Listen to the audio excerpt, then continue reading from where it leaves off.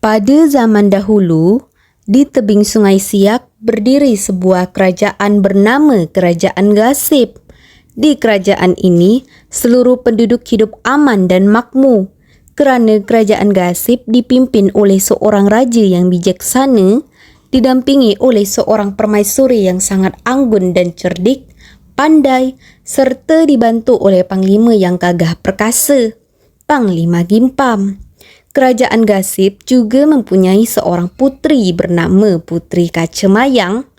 Kecantikan dan keanggunannya terkenal di seluruh negara, bahkan di negara jiran. Ramai raja-raja dari negara jiran ingin meminta Puteri Kacemayang, tetapi tiada seorang pun yang diterima kerana tidak mahu berkahwin dan masih ingin melanjutkan pelajaran ke peringkat yang lebih tinggi. Puteri Kacemayang dan ibu bapanya berbual di istana. Hai anakku, sangat ke kamu menerima satu tawaran dari raja-raja negeri jiran? Betul wahai anakku, ibu rasa sekarang waktu yang sesuai untuk kamu membina rumah tangga. Ibu tak sabar ingin menimang-nimang cucu perempuan tunggalku. Ibu, ayah, maaf jika saya masih mendapik dada. Saya masih berharap untuk mendapatkan pendidikan tinggi. Bukan nak kahwin dulu. Saya masih ingin memajukan kerajaan ini. Baiklah kalau begitu anaknya, ibu dan ayah akan selalu menyokong kamu dengan sepenuh hati.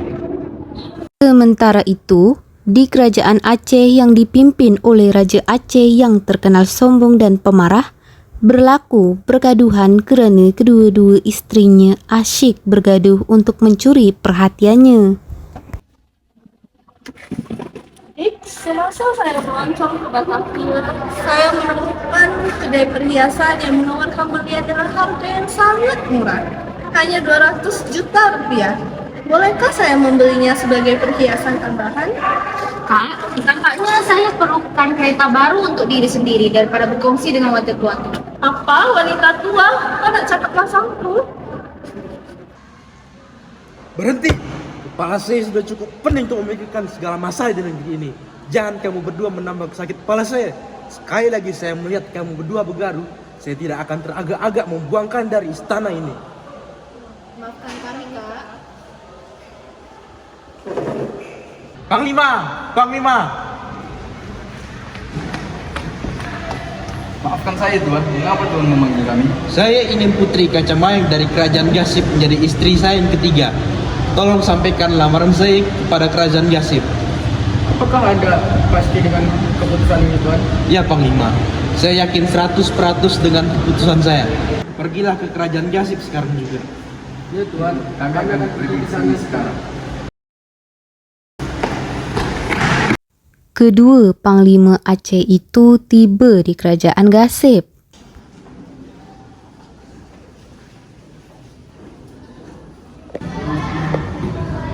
Ratu, Siapa awak? Kenapa awak datang kemari? maaf Ratu, kami adalah panglima dari kerajaan Aceh. Kami berdua datang ke sini yang diutus oleh Raja Aceh. Kami ingin bertemu dengan Duli yang Maha Mulia, Raja Gasib. Kenapa dia menemukan kamu? Raja kami ingin meminang putri Anda, Puteri Kacemayang. Maaf Panglima, kami belum dapat menerima lamaran dari Tuan Anda.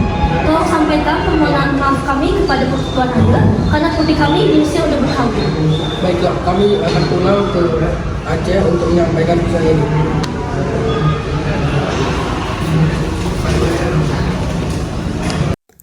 Kedua Panglima Aceh itu kembali ke kerajaan mereka dengan perasaan kecewa. Mereka takut Raja Aceh murka kerana cadangannya ditolak. Selamat datang Panglimaku. Bagaimana cadanganku? Maafkan kami Tuanku, Kerajaan Gasib menolak lamaran Anda. Apa? Ada apa Dik? Kenapa marah? Ya Abang, apakah wanita tuanya memancing emosimu? Apa katamu? Kamu wanita tidak mengenal dirinya. Mustahil Raja Gasib menolak lamaran saya. Tapi itulah realitinya Tuanku. Kamu kurang ajar Gasib. Saya tidak akan berdiam diri. Saya akan membalas perbuatanmu itu. Kerana mengetahui sifat dendam Raja Aceh, Raja Gasip segera menyiapkan pasukan perang untuk menghadapi serangan dari kerajaan Aceh. Lagi pam, kemari. Ya Tuan, mengapa Tuan bisa ya? Saya ingin awak untuk segera mempersiapkan pasukan perang kerajaan kita. Baiklah Tuan, tapi mengapa Tuan sebenarnya keterangan berperang? Saya khawatir bila masa kerajaan Aceh datang menyerang kerajaan kita. Karena saya telah menolak lamaran Raja Gasip yang melamar putri saya. Sekarang saya memerintahkan Tuan untuk segera mempersiapkan pasukan Kuala Gasip. Baiklah Tuan. Raja Aceh dan pasukannya pergi ke kerajaan Gasip. Dalam perjalanan, mereka bertemu dengan salah seorang penduduk kerajaan Gasip. Nampaknya dia penduduk dari sini Tuan. Ya betul, mari kita ke sana. Hei anak muda, betulkah kamu penduduk Bukit Gasip? Betul Tuan. Siapa kalian? Kalian nak pergi ke mana? Kami dari kerajaan Aceh ingin ke kerajaan Gasip. Tunjukkan kami jalan ke kerajaan Gasip. Hamba tidak tahu. Begitukah? Bagaimana dengan ini?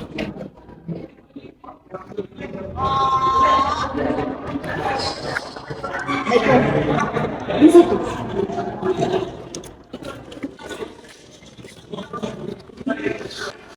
Akhirnya Raja Aceh dan pasukannya tiba di kerajaan Gasip tanpa melewati pegawai Panglima Gimpam. Dia segera memusnahkan seluruh negara. Akhirnya kami tiba di kerajaan Gasip tanpa lepas pengawasan Panglima Gimpam. Pasukanku, serang! Penduduk Gasip yang melihat tentera Aceh memusnahkan negara mereka segera melaporkannya kepada Raja Gasip. Pasukan negara Aceh telah menyerang porak-porandakan negara kita dan sekarang mereka sedang menyerang kawasan negara kita. Betul ke? Puteri Kaca Mayang ditawan oleh Panglima Aceh dan Ratu Gasip dibunuh.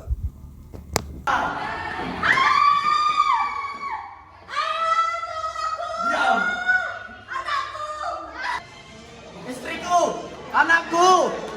Panglima Gimpam datang dari Kuala Gasip dan terkejut melihat seluruh istana hancur dan melihat Ratu Gasip berlumuran darah. Apa ini? Kenapa kerajaan ini hancur? Kenapa Ratu Gasip mati? Wahai Panglima, ini adalah ulah daripada kerajaan Aceh. Mereka menculik Puteri Kaca Mayang dan membunuh Baginda Permaisuri. Dasar Raja Aceh, saya membahas kekalahan ini dan saya bahkan Puteri Kaca Mayang ke sebuah sini. Betul Panglima. Sebaiknya Panglima segera pergi ke sana agar keadaan tidak menjadi lebih teruk. Baiklah, tolonglah jaga kerajaan ini sampai saya jaga. Setibanya di pintu gerbang kerajaan Aceh, Panglima Gimpam disambut oleh dua Panglima Aceh. Mereka bersemuka dengan Panglima Gimpam dan mencabar Panglima Gimpam untuk berperang. Jika Panglima Gimpam menang, maka bolehlah dia menjemput Puteri Kaca Mayang. Tetapi jika kalah, maka dia harus kembali ke kerajaan Gasip dengan tangan kosong. Dan Puteri Kaca Mayang harus tinggal di kerajaan Aceh selama-lamanya. Akhirnya sampai sini. Akhirnya kau sampai ke sini, Gimpam. Ya, saya datang untuk balas kematian Puteri Gasip yang saya akan bawa Puteri Kaca Mayang ke kerajaan Gasip. Kamu boleh bawa pulang Puteri Kaca Mayang asalkan kamu berani melawan kita berdua. Taruhannya Puteri Kaca Mayang. Jika kamu menang, kamu boleh bawa pulang Puteri Kaca Mayang. Tetapi jika kamu kalah, tinggalkan Puteri Kaca Mayang kat sini selama-lamanya. Betul. Tapi saya yakin awak tak akan menang melawan kami berdua. Baiklah, saya terima tawaran awak. Apapun saya lakukan untuk Puteri Kaca Mayang.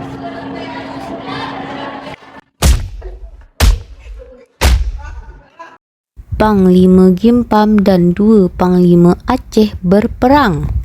Bagaimana? Sudah jelas bukan siapa menang pertarungan ini? Wih, kuasa ribut Gimpam. Panglima, bawa Puteri Kaca Mayang di sini. Putri Kacemayang dan Panglima Gimpam meninggalkan kerajaan Aceh. Di pertengahan perjalanan, ternyata penyakit Putri Kacemayang telah berulang. Nafasnya terasa sangat pendek dan ketika itu angin bertiup sangat kencang. Putri Kacemayang juga meminta Panglima Gimpam berehat segera. Panglima, angin sangat kuat. Boleh tak kita beristirahat sejenak? Baiklah Putri, mari kita berehat.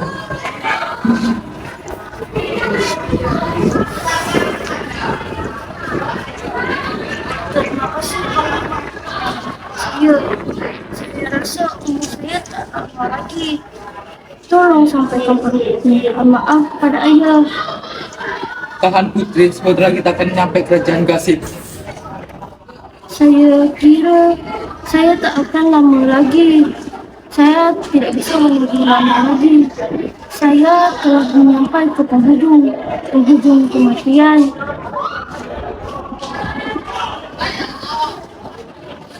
Putri.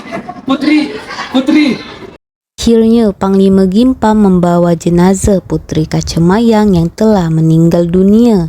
Setibanya di kerajaan Gasip, jenazah Putri Kacemayang disambut dengan rasa pilu dari seluruh penduduk istana.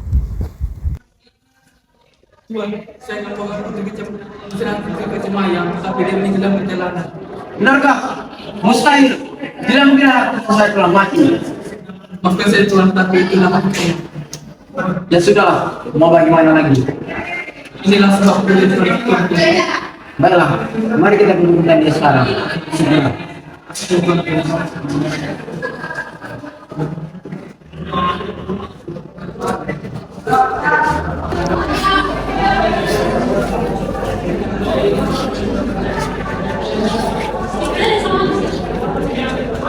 Akhirnya Panglima Gimpam menggantikan Raja Gasip. Kemarlah sebentar.